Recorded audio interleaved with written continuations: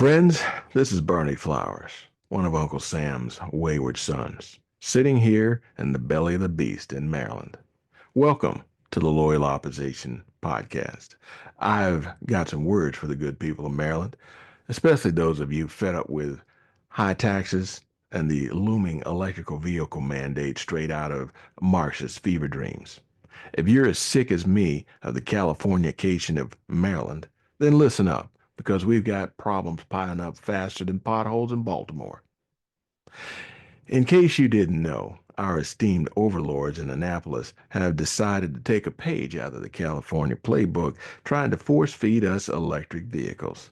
Their Advanced Clean Cars 2 program says that by 2035, every new passenger car and every light truck sold in Maryland has to be electric. Oh, by the way, it starts even sooner. 43% of the cars sold to dealers by 2027 have to be zero emission, ramping up every year until they hit 100%. Because who needs options when you got bureaucrats to tell you what to do? Now, don't get me wrong, innovation is a good thing. I love a good gadget when I see one. But when the government starts telling you a one size fits all solution is best for us, limiting our choices and ignoring real world challenges, that's where I got problems. That's not freedom, folks. That's some kind of Marxist bovine scatology, plain and simple. And the kicker? Newspaper polls say that over 60% of Marylanders oppose this 2035 gas car phase out. That's over 60%. But does Annapolis care? Nah, they're too busy sipping kombucha tea with their California overlords to give a damn about what we think. So let's break this down. Why is this mandate wrong? First of all, the cost. EVs are expensive. They aren't exactly budget friendly. Unless your idea of affordability is dropping $50,000 for a car that you probably don't even want. It's probably going to conk out on you on a long commute. For the average Maryland family, folks already are being crushed by inflation and the state's ridiculous taxes. But this is a slap in the face. You're telling me I've got to pay extra for a car that I don't want just because some climate crusader in Annapolis thinks they know better? Nah, I don't think so. And good luck finding a gas powered pickup once these quotas hit. Dealerships are going to be stuck with unsold EVs while you're paying an arm and a leg for a truck that you actually need. It's almost like the state wants to make life harder for working people. Crazy, isn't it? Oh, and while you're at it, let's talk about the rare earth minerals like cobalt and lithium that are required to make these EVs run. America is in short supply of this kind of stuff. So, what's the plan?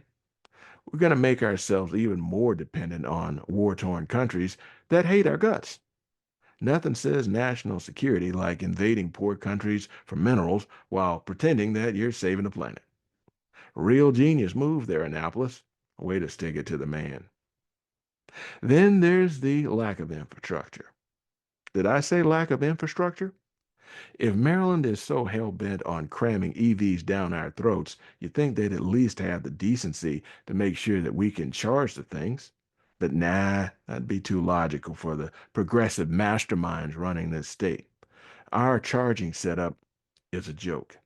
If you live in rural Maryland, like half the state does, good luck on finding a fast charger that's not an hour away. Do you live in an apartment or a condo? Well, you can forget about that. Most of these places aren't wired for personal chargers, and the public ones are more rare than an honest politician. I talked to a buddy of mine out in western Maryland the other day, and he was laughing at me when I brought up EVs. He said, "What am I supposed to do? Charge it with a potato? There's nothing out here but trees and bad cell service." He's right. Forcing people into electric cars without the infrastructure to support them isn't just dumb, it's cruel.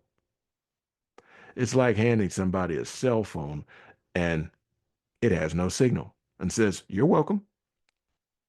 Meanwhile, you're stuck on the side of the road with a dead battery and a $500 towing bill coming your way while the state pats itself on the back for saving the planet. Real sustainable, guys. Great job. But here's the part that gets my blood boiling.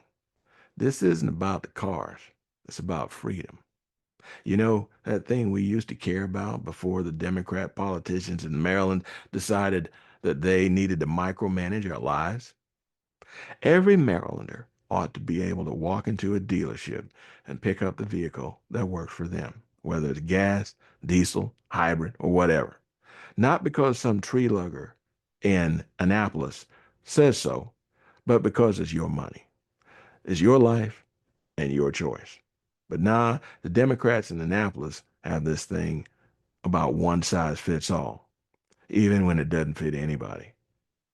If the electric vehicles are so great, then let them compete in the free market like everybody else. They're the future. If they are, people will buy them without a government boot on their neck. Stop rigging the game by strangling gas and diesel options. And don't give me this, it's for the planet nonsense. There are smarter ways to innovate without punishing regular folks who just need to get to work and take their kids to school. How about investing in that infrastructure you keep ignoring? Here's an idea. How about trusting people to make their own decisions? Now, there is a sliver of hope on the horizon. Trump just signed an executive order aiming to revoke California's waiver, the one that Maryland's mandate relies upon. It'll kill federal EV tax credits and grants for chargers. And if that waiver goes, the mandate could be illegally gutted. No court's ruled on this definitively yet, but the writing is on the wall. Federal policy shifts might just derail this mandate before it even gets off the ground.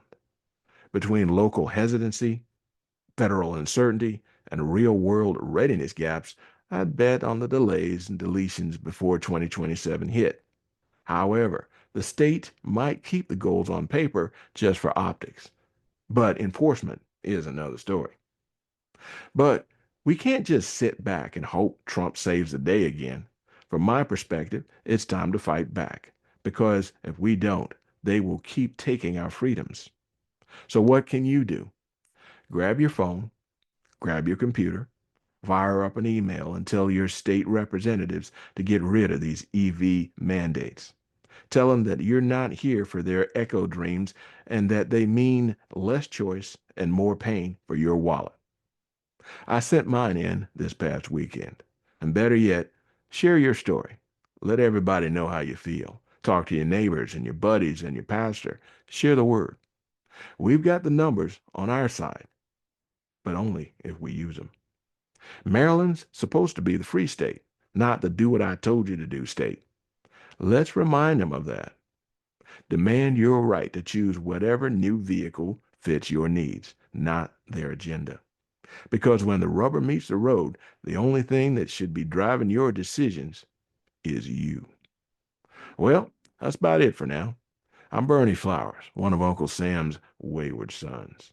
Thanks for tuning in to the Loyal Opposition Podcast. If you like what you heard, hit that like button, hit that subscribe button, and share this with your friends.